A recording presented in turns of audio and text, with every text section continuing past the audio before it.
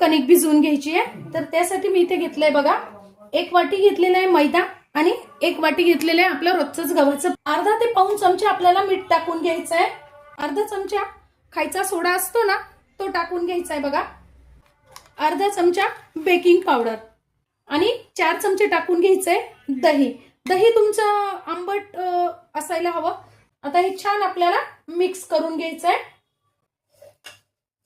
1 चमचा आपल्याला टाकून घ्यायची साखर। मी साध्याच पाण्याने, खूप घट्टही नाही आणि खूप सैल नाही, असा डो तयार करून घ्यायचा आहे। पीठ छान मुरू द्यायचंय बघा। पीठ पण आपलं छान मस्त असं मुरलेला। थोडासा तेलाचा हात घ्यायचा आहे आणि पीठ छान मळून घ्यायचंय बघा। या पद्धतीने मळल्यानंतर आपल्याला काय करायचंय, तुम्हाला पाहिजे त्या आकारात तुम्ही नंतर भटुरे लाटून घ्यायचे। तेल छान तापवून घ्यायचंय आणि भटुरे टाकून घ्यायचंय बघा, या पद्धतीने। वा, बघा किती छान फुगलाय, अगदी टम्म।